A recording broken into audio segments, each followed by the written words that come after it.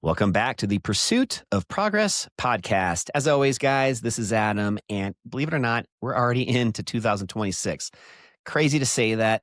I'm here today actually by myself. I've got Ben coming back next time on a couple new styles of episodes we're going to be premiering here in the new year. But today, I'm going to give you guys something kind of quick, but very relevant as we start off a new year. And that, my friends, is going to talk something a little bit more specifically about overthinking. So before we dive into new goals, new habits, new opportunities, the one thing that I'm seeing from this current past 12 months that is holding more people back than anything else, it's not lack of time, it's not lack of talent, and it's not money. It's overthinking.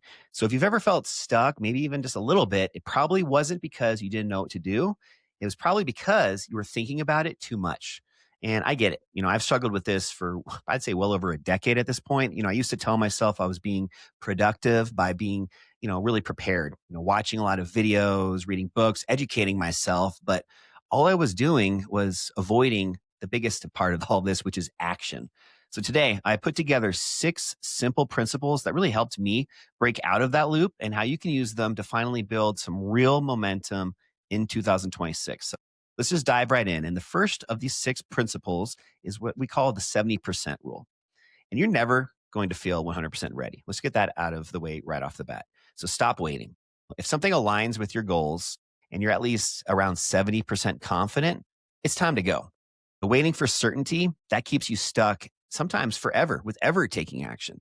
Clarity, it doesn't come before action, it comes because of it. Let me say that one more time just to really let that sink in, because I think that's such a great quote. Clarity doesn't come before action, it comes because of it. So just think through that a little bit more next time you guys have ideas and something that maybe you're considering pursuing. If you have at least 70% confidence, let's make it happen. Time to go. Second principle is what I like to call decide first, then gather info. Most people, they wait to decide until they know enough. But here's the real truth about that. Waiting to feel ready is a trap. Decide where you're going to be going first and then collect what you need. Once you commit, your brain starts filtering for solutions, and that's how momentum starts. Another way I like to think of this is I have a lot of people that I follow online, a lot of social influencers, if you will, but really just the people that I like to really focus on are these very successful people that have walked the walk. They're not just talking the talk. Business people that have really created massive successes. And something that I've really pulled from a lot of different people on this is oftentimes they'll pitch even out to their audience an idea before they've even actually created it. Maybe it's a new lesson, maybe a new course they're trying to build. Sometimes they'll start advertising it before they've even written the course. And this is an example of how they're deciding first. And then if there's a demand for that, if they're finding people out there in the marketplace that have interest in whatever it is they're pitching, then they're going to gather the info and create whatever it is that they're pitching. So just really a unique way to put that into perspective. Decide first, then gather info. So the third principle is called momentum beats motivation. And I actually did a podcast on this a couple weeks ago because it has so much value in my opinion. And what it really comes down to is that you don't need motivation to get started. You need motion. So think of a plane, it burns the most fuel during takeoff, not while it's at cruising altitude. Same with habits. Starting is hard. Staying in that motion becomes much easier. Once you get into that routine and you have that motion, you're kind of like at cruising altitude. It becomes much easier. So, small wins, they lead to big ones. Motion really it kills overthinking. If you're willing to at least take that first step and start that motion, that's what's going to build up that momentum. And over time, hopefully you'll find success for whatever it is that you're pursuing. So the next one, principle number 4, this one is plan tomorrow, tonight. Plan tomorrow, tonight. Every morning without a plan is a recipe for chaos. And I'm speaking from experience on this one, you guys. Before bed, write down 1 to 3 non-negotiables for the next day. Maybe not, things that are very specific, like, projects that maybe have a certain phone call you have to make, whatever it may be. I'm not talking about tasks.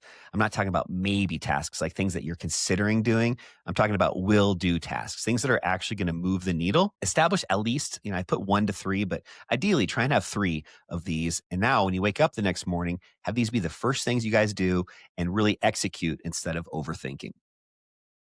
Principle number 5 is what I like to kind of phrase it as know the difference. And what this is about is just talking through about how, like, with deep thinking, it's valuable, but overthinking is poison. Deep thinking allows you to really get creative and really think through whatever it is that you're trying to build and create. But overthinking, that's when it becomes poison and oftentimes kills the dream from ever actually coming to fruition. So here's how you can tell the difference between the two. Deep thinking leads to a plan. Overthinking, it leads to delay. So if your thoughts are preventing action, call it out and then move anyway. Realize it, identify it, but then don't let it dictate what you're going to do from there. Just acknowledge it and keep going forward. Keep moving, keep making more motion, and that's what's going to build up that momentum. And then last but not least, the sixth principle, which I think has a ton of value as well, is that waiting has a cost. So indecision can feel safe, but it's very, very expensive. Every week you spend thinking about it is a week that you're not learning, you're not building, you're not growing. Inaction, it doesn't send a bill until December.